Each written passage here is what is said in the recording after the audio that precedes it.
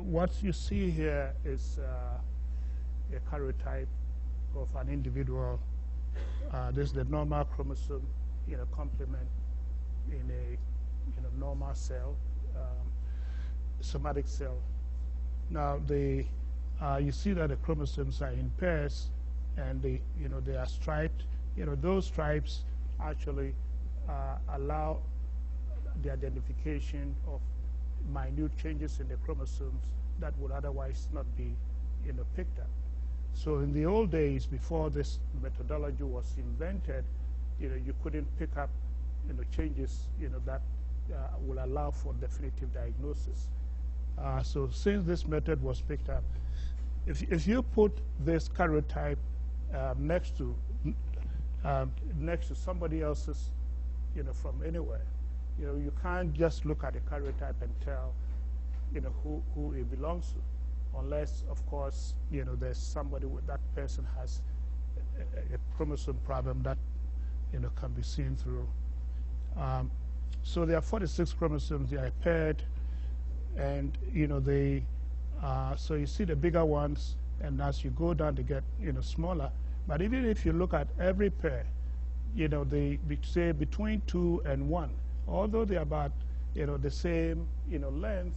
If you look carefully, the position of the dark bands and the light bands differ.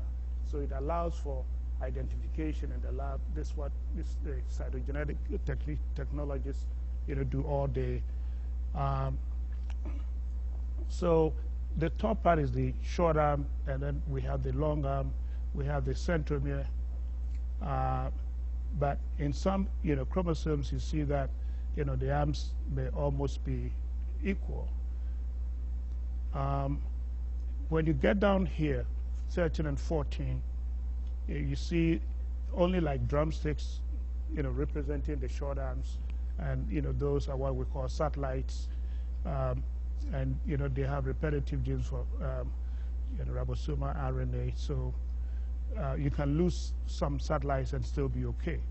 So the acrocentrics, 13, 14, and 15, and then 21 and 22. So I just made this simple. I have this simple cartoon which I thought will probably illustrate everything. The short arm or the P arm, long arm, Q arm, the centromere, and then this will be an acrocentric with the satellites. So if this is placed in the center, it's called metacentric. If it's a little bit off center, it's submetacentric, and then if it's towards the tip, it's acrocentric. Some of the changes that we'll talk about today will include deletions and duplications. So in this chromosome, for example, this piece is broken off. So this chromosome is deficient in any part that this piece carries. So this will be the chromosome of somebody with a problem, which most likely will be associated with abnormalities on the face, heart, and other places, as well as developmental delays. Now, the deletion may be at the end of the chromosome, which is then terminal, or it may be in the middle of the arm, and that would be interstitial. But you can also see that in other chromosomes, there could be a translocation. A piece of this chromosome is broken off. This yellow part is attached. It doesn't belong to that chromosome. It's, let's say this is chromosome 1. This could come from, say, chromosome 8. And this is an extra piece of material, that is sitting there. And sometimes, that material may not be at the end. It may be inserted in the middle of the arm, either the short arm or the long arm. But also, a chromosome may be sometimes duplicate a part, either itself or a portion. So here, I've colored it the same just to say that this is not from another chromosome, but this is from the same chromosome, but a portion of the chromosome is duplicated. Then we have inversions. You can look at inversions this way. This is a normal chromosome. I've painted the short arm differently from the long arm. There's a break here, there's a break here. The ends stay the same, but the middle portion rolls around, and now we have a part of the long arm here and a portion of the other long arm, short arm, here. In the process of this, if there's nothing lost in the process, then we say the inversion is a balanced inversion, and there are inversions that may never cause problems. Some of them are very common. Chromosome 9, for example, a lot of people carry inversions, pericentric inversions of chromosome 9, and it doesn't lead to a problem.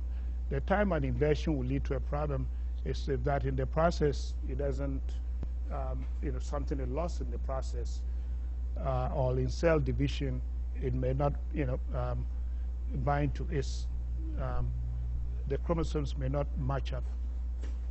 So there are two major types of translocations. Here, the same chromosome pair, this is from one chromosome, this is from another chromosome. So this could be, let's say, chromosome 8, and this could be, chromosome 12. Okay, so now, there's a translocation. It's just an exchange of material. A portion of this is broken off, is attached here. And, the portion that is broken off here is now attached here. This kind of thing, plus the next, translocation, which is called a Robertsonian, translocation. You see this in about 1 in 500, people, very common. And you won't be aware of it until most of the time, unless you have a child with a problem and you go for genetic testing, that's when, it may be identified. So, with that, you see that, this one has, lost its acrocentric and the satellites.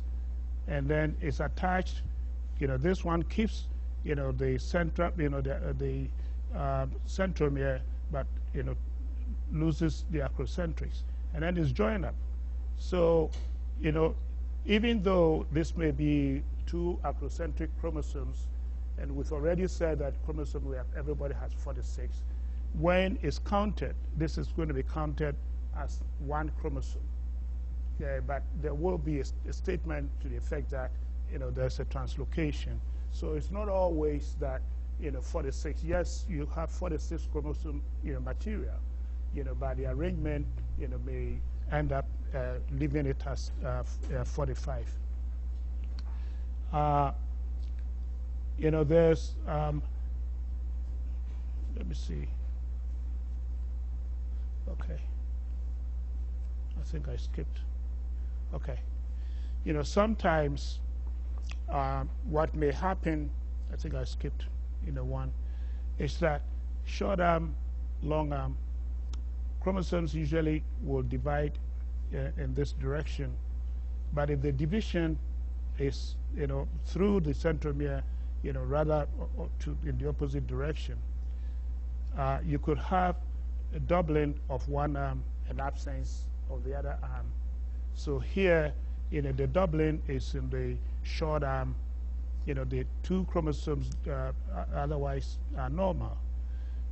So now you have 4 copies of the short arm, and this particularly common in the chromosome syndrome called Pallister-Killian syndrome, or tetrasomy 12p. Tetrasomy because there are 4 copies of the chromosome 12. And this is a child with this condition. Significantly developmentally delayed, hypotonia, and other things. Genetic testing on the blood, because this is almost always mosaic, meaning that the abnormalities in some cells and not in other cells. And mosaicism is not always easy to find in blood because it may disappear in the blood. 2 or 3 chromosome tests were done, and none of them showed this condition.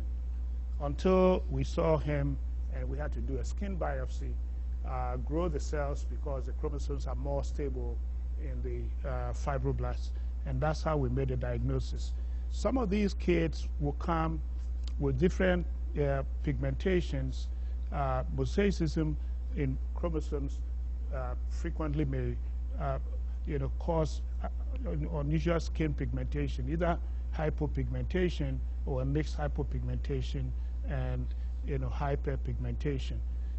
This kind of hypopigmentation, even though you can see in other genetic problems like tuberous sclerosis, it's not, the pattern is, different.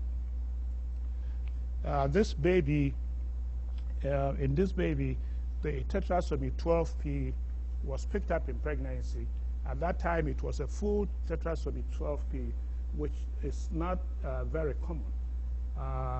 We advised this lady and her husband that if this baby is born, the baby is going to be severely handicapped. And they elected to keep the pregnancy. When the baby was born, the baby was very severe.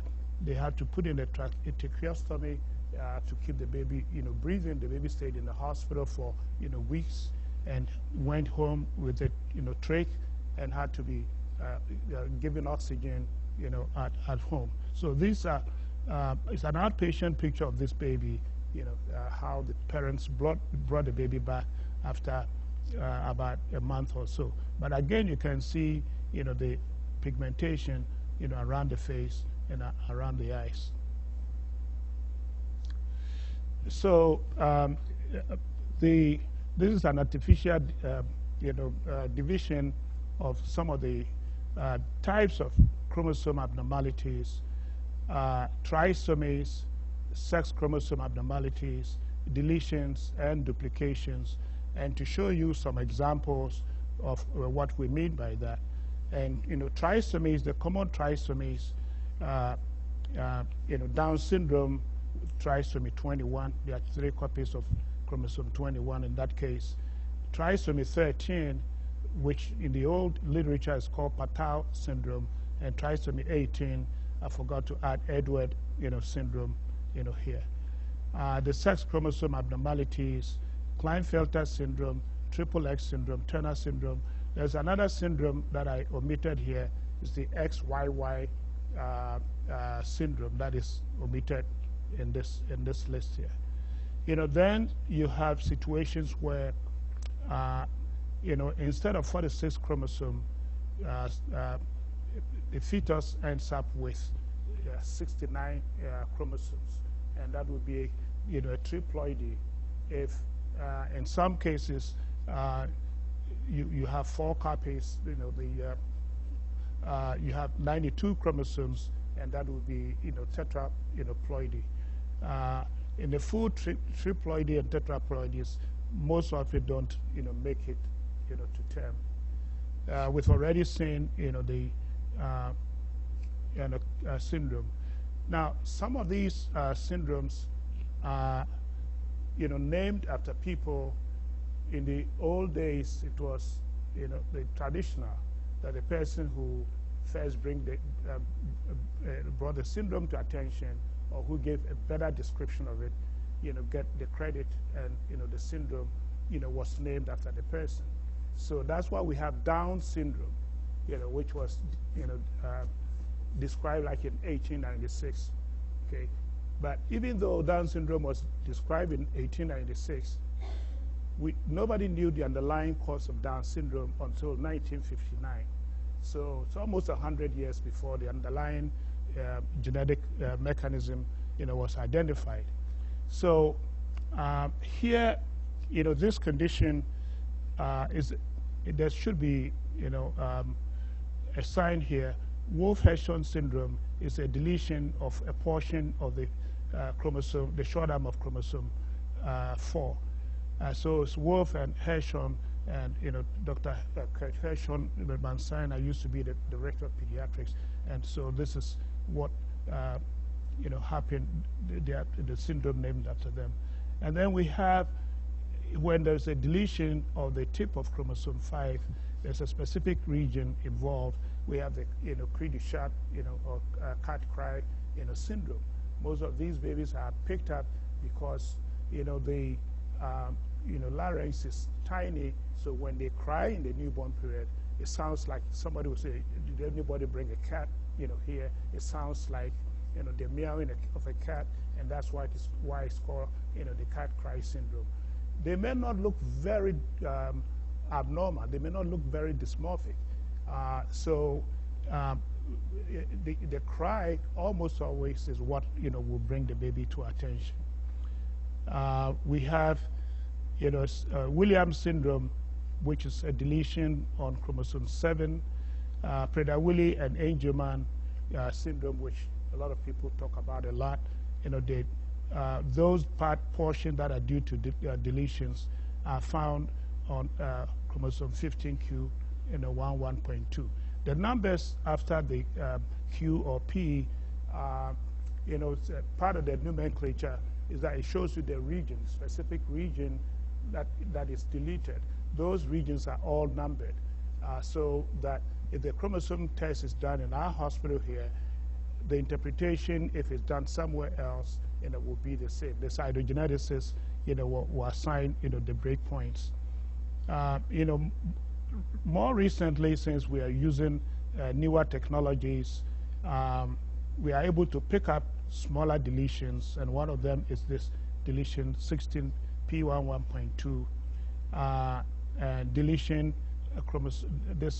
deletion as well. Almost every deletion you see here is associated with some delays in development. The deletions tend to be more severe in general, than duplications, because I think the body tolerates duplications better than deletions. Now, there is a region on the short arm of chromosome 11, where the gene for Wilms tumor resides. Next to that gene is a gene for the iris, so that if that gene is missing, the iris doesn't form completely or doesn't form at all. So if the whole region is deleted, then in the beginning, what you find is the aniridia, which is the absence of the iris, genital abnormality, and growth and developmental delays.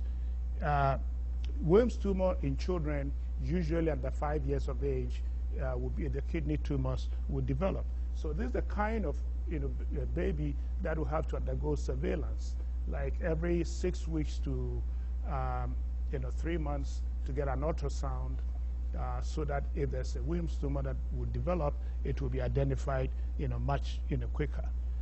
This one is interesting in the sense that Jacobson syndrome is associated with thrombocytopenia. The baby has congenital heart disease, thrombocytopenia, which after some time may resolve. But it helps because that may push us in making that diagnosis. I put 13q deletions here. There are a whole lot of them, and with the chromosome 13, depending on which section is deleted, the clinical features are different. For example, there's a band in chromosome 13 long arm, I think Q14, which when deleted, that's where the gene for retinoblastoma is. So those kids who are deleted one copy of that gene will be, most of them are born with retinoblastoma, which most often is congenital in those cases. Whereas a deletion of another portion will not involve retinoblastoma at all, but could end up being very severe with brain malformations. This one named after Miller and Dyker is interesting, because this area when deleted will cause what is called leukoencephaly, the surface of the brain being very smooth, so you don't see the corrugations on the surface of the brain. And the end result of that is that they are at risk not only for significant developmental delays, but also for seizures, because the cortex is disorganized. And this one is probably one of the most interesting, Smith-Magenis, syndrome. This is a syndrome which one of the presentations is these kids will put objects in orifices. They will stick things in their, nostril, their ears, in the anus, and other places. They also have the tendency to pull their hair. So patches of the hair, could be, bald. Self-abusive behavior. They pick, the skin, and most importantly, they don't sleep at night. They stay up the whole night and they sleep the whole day. So if you have a child like that, they come to your room the whole night, they can't go to sleep, and you can't sleep either. But they wake up, when you wake up in the morning, they are sleeping. So, the treatment of choice in that case is melatonin. And I'll show you a case of that too. DiGeorge syndrome, you may have heard a lot about DiGeorge syndrome, which is a deletion on the long arm of chromosome 22, which is associated with congenital heart disease and immune deficiency, hypocalcemia. This is one of the newer syndromes. There's a gene on this portion of chromosome 22, 22q13. It's not the same region as the DiGeorge syndrome region. When that gene is mutated, it will cause this condition called Phelan-McDermid syndrome, which originally was actually described, because these patients had, deletions of the gene, of the long arm of that particular, gene. And we have patients with every one of these syndromes. We have had kids, with them. In fact, we have 2 babies in our nursery now, with that particular one. So there are also certain regions that may be duplicated. The same regions, some of the same regions that are deleted may be duplicated in other patients, and this happens because of unequal crossover.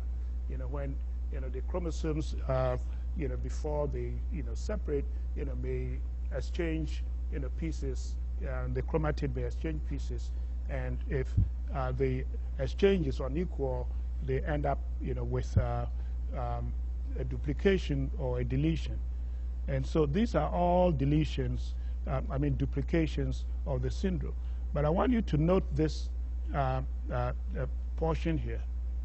This is a portion of chromosome 17, that harbors the gene for Charcot-Marie-Tooth disease, type 1A.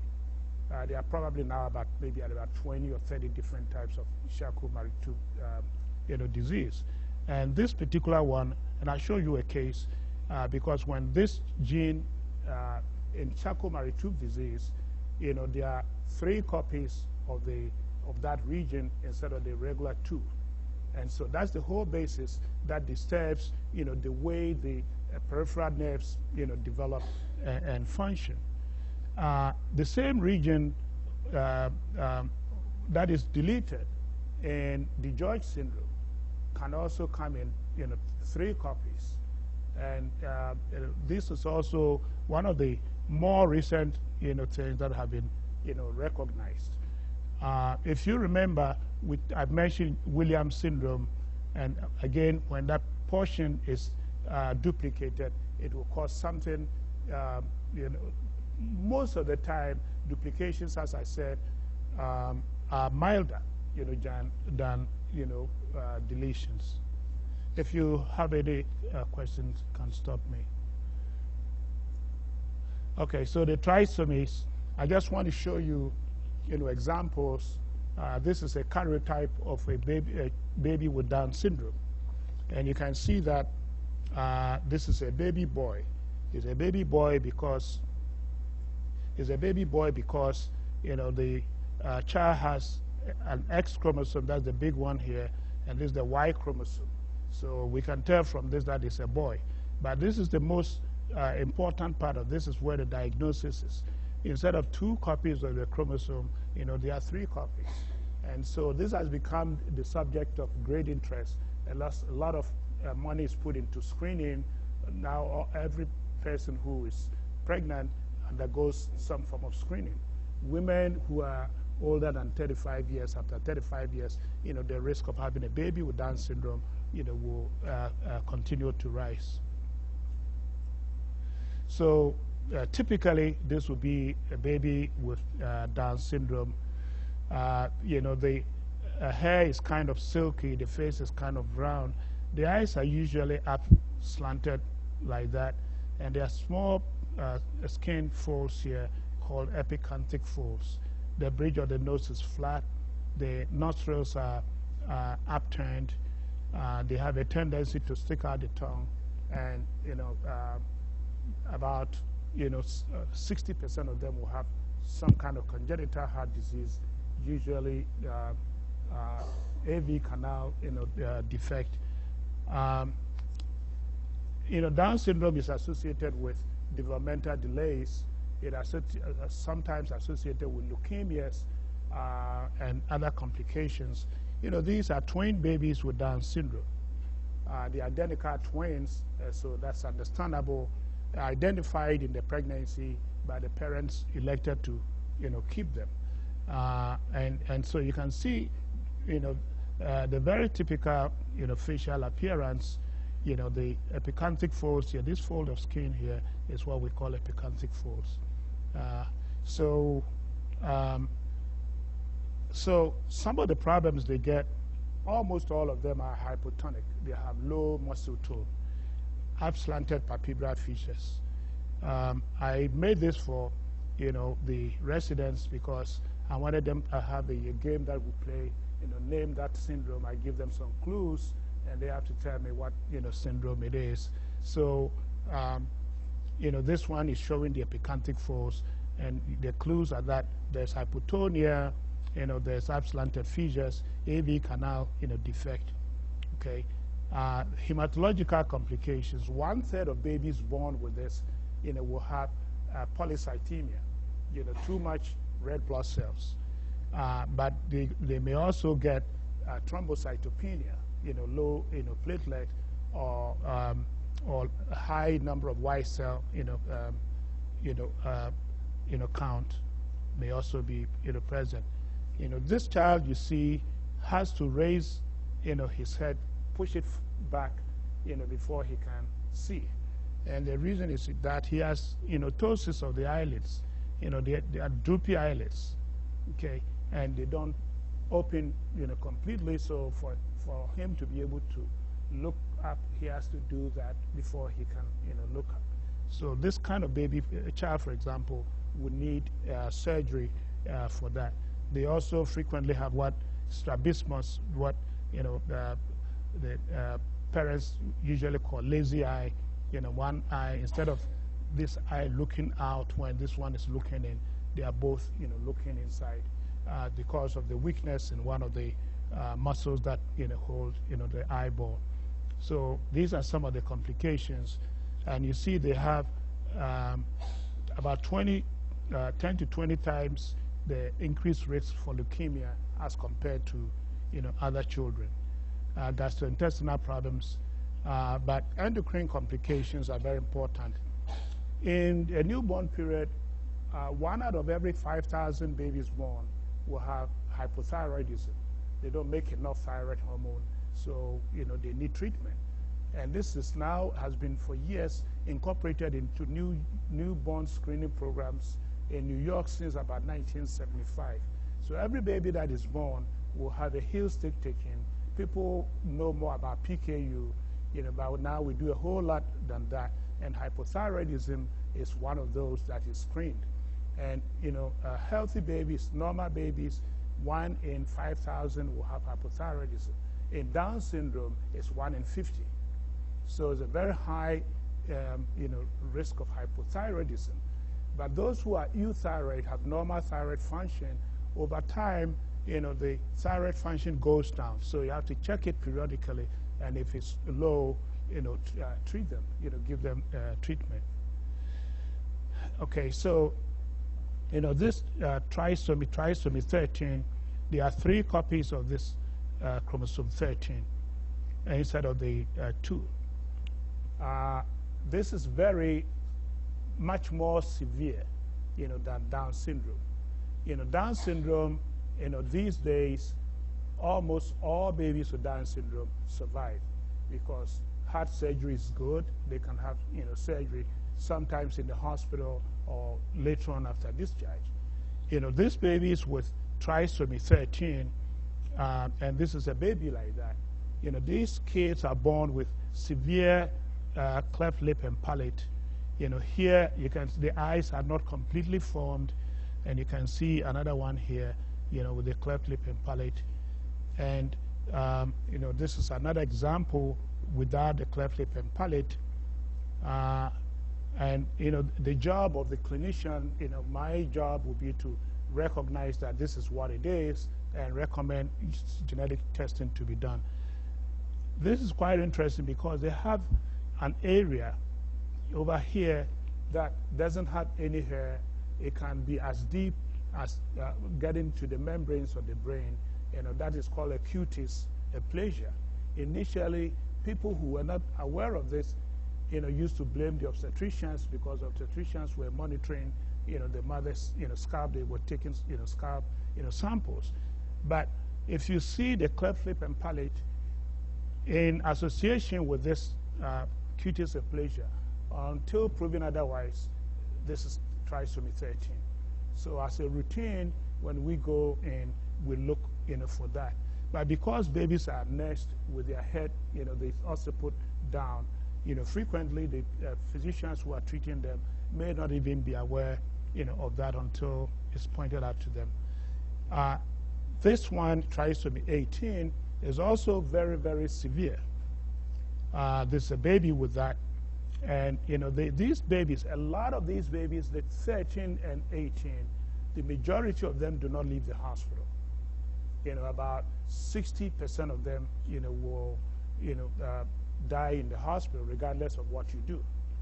By the end of the first year, 90% of them, will be, dead. And usually, by, 2 or 3 years, maybe only 1%, survive. And though the quality of survival is very poor.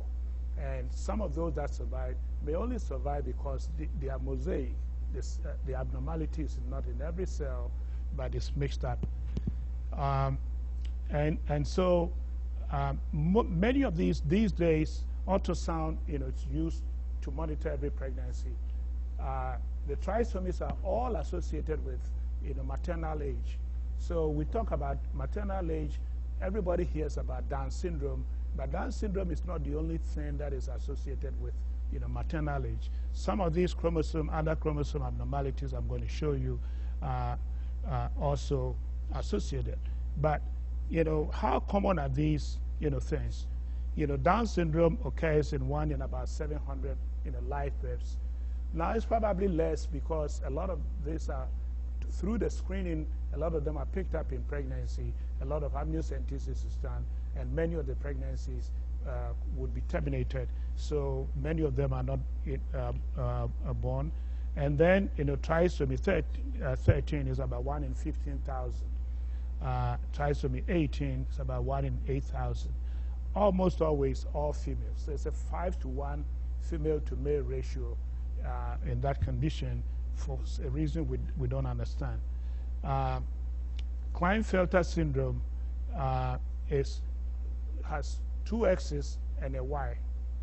And all these that I've shown you now, plus triple X syndrome, these are all associated with maternal age, advanced maternal age. XYY, because there are 2 Y's, you can tell that this is derived from the father.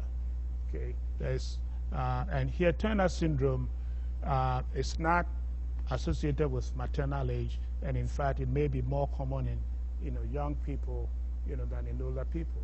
The interesting thing about Turner syndrome is based on the studies that have been done on fetal wastage, miscarriages in the first and second trimester. about 98% of pregnancies that will start as Turner syndrome will not go to term. What we see is only about 2%. Why that is so, we don't understand.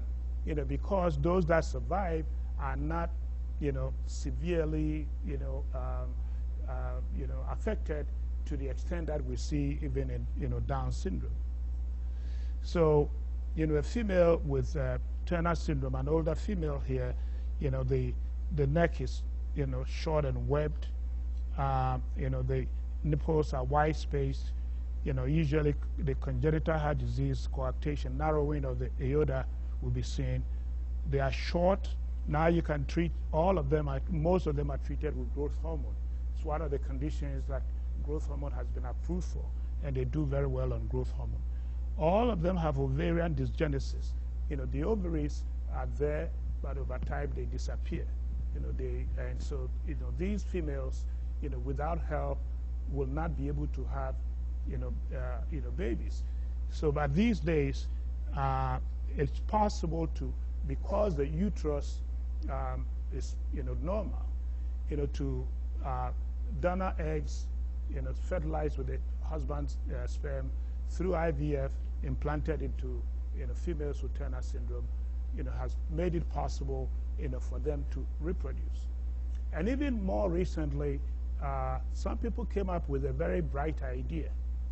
Why don't we, if it takes the eggs, time to disappear, why don't we harvest it, and freeze it until the baby grows up?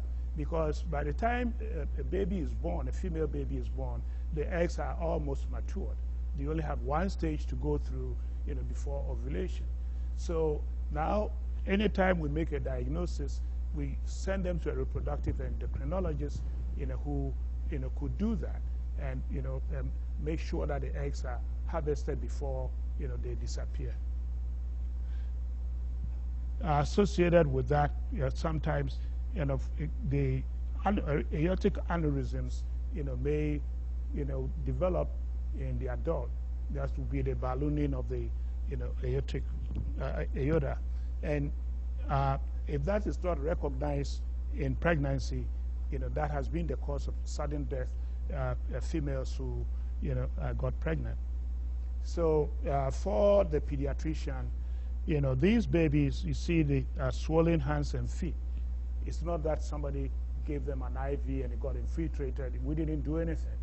This is a sign of, Turner syndrome. So this could be the only sign in a newborn baby.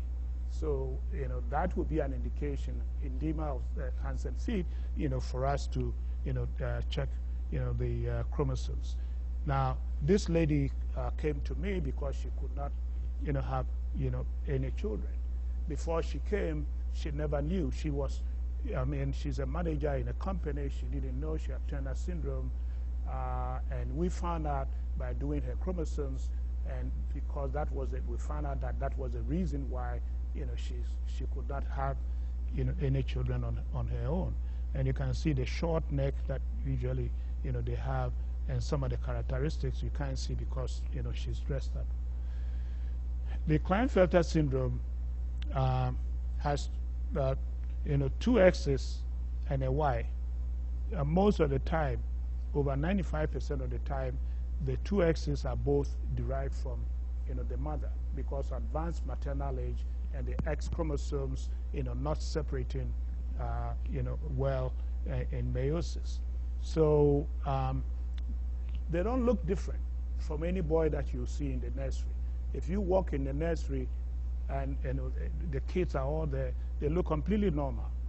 It's very, very common. It's about 1 in 1,000 live-born males. So if you can consider New York City and say the population is what, maybe about 8 million, half of us are male and the other half females, and it's 1 in 1,000 males. You can make the arithmetic and you see how many Klinefelters are walking around where the diagnosis may not have been made. Okay, and many of them come to attention by 2 ways. One way is that just like in the Turner syndrome, in Klinefelter syndrome, the testicles are very tiny. and over time, they also, they get, degenerate and they remain very, very small. So sometimes the pediatrician may be examining, the child or a school nurse, and they may find that and send, that person to us. They don't look different, but intellectually they struggle in school. Many of them, I have only had one, patient with Klinefelter who spent 6 years and got an associate, degree. Intellectually, it's very, difficult for them. Phenotypically, they don't look different. But one of the things that could happen in Klinefelter syndrome, this man came to me because he couldn't have, his wife couldn't conceive. Intellectually, he was kind of dull. But what you see here is pseudogynecomastia, male breast development. You may see this in adolescence, not to this degree, but it regresses. But here, this is permanent, and he needs surgery for this. Because one of the functions of the testicle is to produce, androgens. If they are not making it, then after about 12 years or so, they can be given androgens, which will help with the muscle development, will help with, libido, and, will help them. It will not reverse everything, but it will make, their life easier. What about reproduction? Since they don't have, functioning testicles, they can reproduce.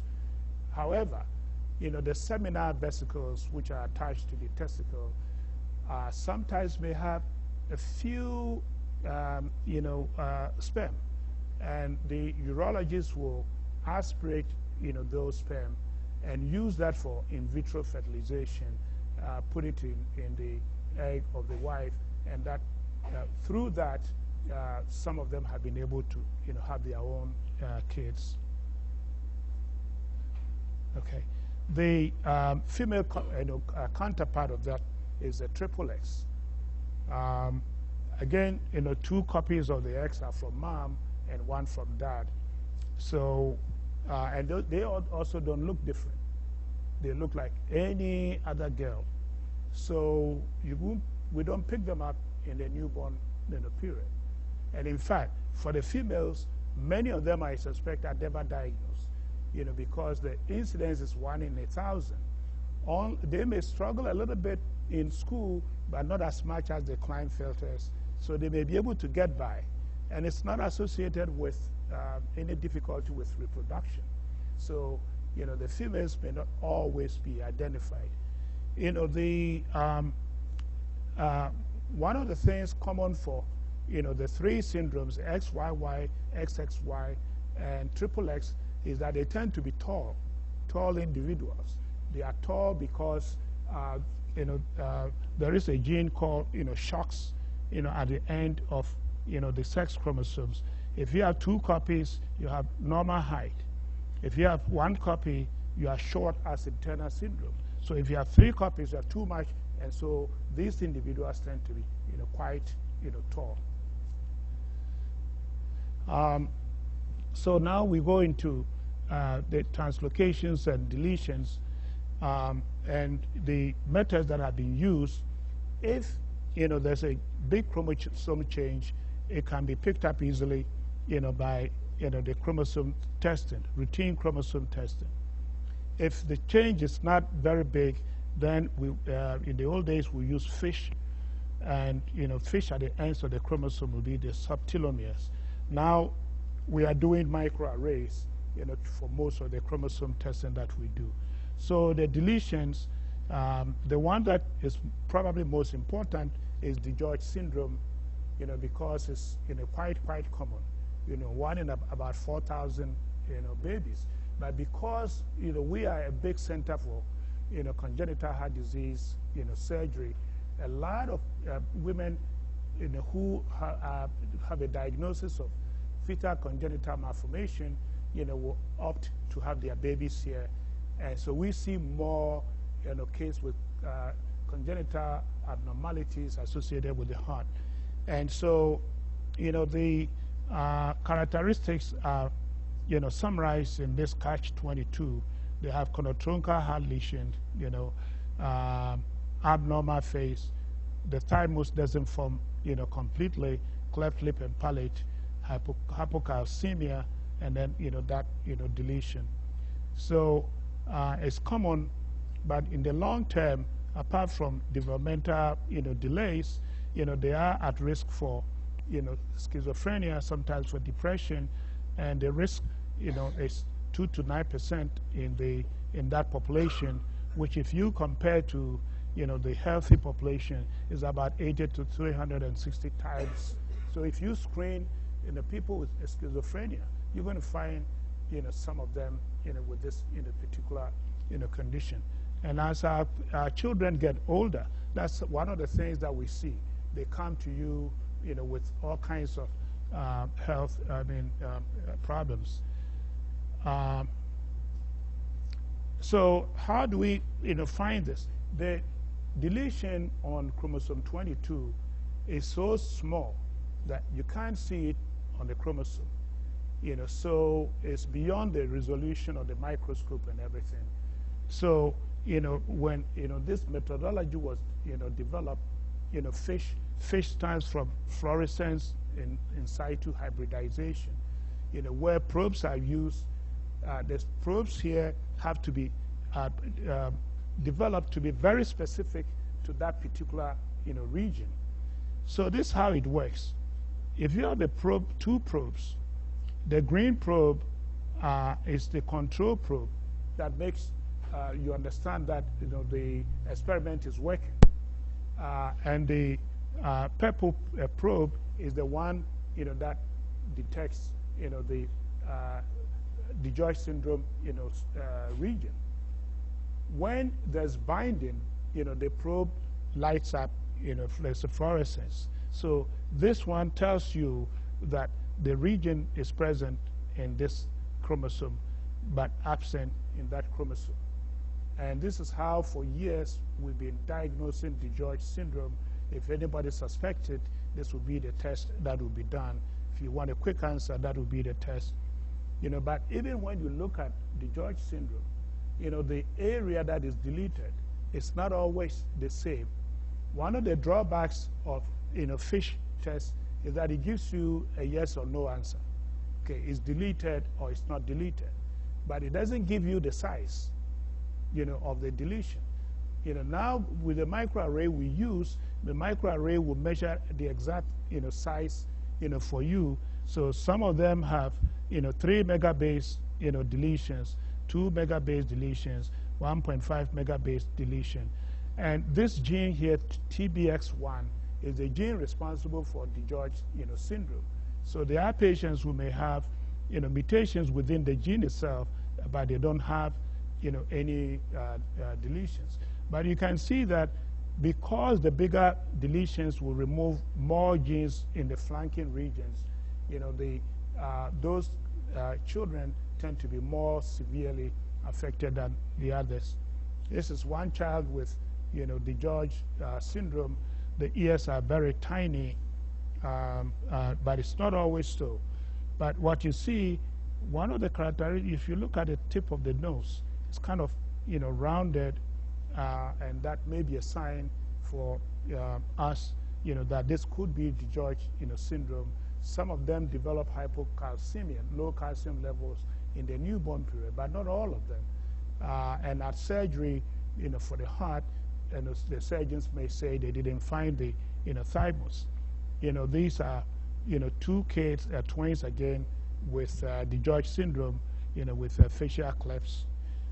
And again, the shape of the nose is so characteristic in some of them that you can, look at the face and be able to tell.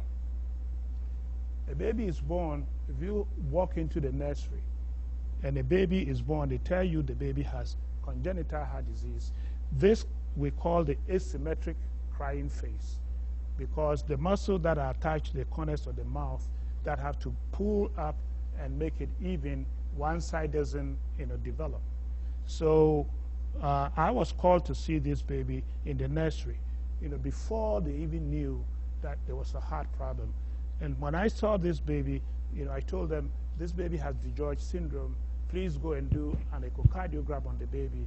They found that the baby has a severe heart problem, and the baby had to have surgery for that. So this itself is not dangerous for the baby. Can be fixed later in life if the baby the parents want it. But it leads us to the diagnosis, because that diagnosis is associated with immune deficiency. Some of them need thymic transplantation of the thymus, which is only done at Duke University, and it's not always easy to get that done. And again, you can look at the tip of the nose and you see what I mean, and even look at the ears. So but instead of in contrast to DiGeorge syndrome, where we are looking at specific region on a specific chromosome, because that's what that fish was designed for, nothing else. Here, it was recognized that a lot of changes take place. Am I overstaying? No. A lot of changes take place at the tips of the chromosomes, the subtelomeres. So, probes were, developed. These are fish, probes, that focus on the tips, of the chromosomes. And before the advent of microarrays, we did this a lot, in working up kids with congenital heart disease, with developmental delays, and other, problems. This, for example, is a child. The child doesn't look completely normal, and here, the fish test, that was done. See, this is chromosome 17. This is the control probe for 17. This is, the other, 17. This is also, 17. This is chromosome 9, but you can see that there are 3, copies of the green, because, they are, this baby, that's an abnormality. That's how we diagnose this baby's abnormality. And it happened that one of the parents has a balanced translocation that she was not aware of. They came to see me in the next pregnancy. The next pregnancy was affected. They were Muslim, and so they couldn't terminate the pregnancy. I'm going to quickly run through the microarray. I think Dr. Bryn Levy, who has the expertise in this area, is the next person to talk, and so I think he's going to talk, a lot about this. Now we do a lot of microarrays. We've gone, these are the stages. We started with the comparative genomic hybridization, then back arrays, oligoarrays. Oligoarrays means that the probe, there are 240,000 probes, that will probe the whole chromosome 46, 240,000 probing each side. Okay, so at that time, this was very good, but then came the SNPs, and SNPs are more up to date. But the first SNP array that came was 500,000 compared to the 240. So we were doing very well. The next one was 1.8 million. Now what we are using is 2.86. So the density of the probing is, the greater the density, the more likely you are able to pick small changes, either deletions or duplications, but interpretation may be difficult, because just because you found something deleted doesn't mean it's abnormal. Sometimes it's a polymorphism. You check the parents, and one parent also has it. So interpretation is not always easy. So it's been used mainly for classification of abnormal cytogenetic findings. Instead of using fish, we can, for all these things, we can easily use microarrays to resolve all these problems. It can also be used to pick up uniparental disomy. Those of you who know about Prader-Willi syndrome and Angelman syndrome know that in Prader-Willi syndrome, there are 2 copies of, mom's, chromosome 15. And in Angelman syndrome, there are 2 copies of dad's chromosome 15, and that's the basis, for those 2 syndromes. You can, pick isodisomy with that. Consanguinity, you can look at, the study and tell how closely people are related because of the regions that they share in common. The closer the relationship, the more sharing of genes, that you find. And you can also use it for zygosity. You can use it to test if twins are monozygotic or dizygotic. The copy number variants, the product of what we get from microarrays are termed copy number variants. Apart from we have used them to study congenital malformations, developmental delays. It's a big thing now in autism. In addition to, right now, we have a panel of genes that we test for in autism, and it's almost like 250 genes, in that panel, but that doesn't cover the whole spectrum of genes in autism. It's been used in schizophrenia, attention deficit hyperactivity, and, research genetic linkage, has been one of the areas.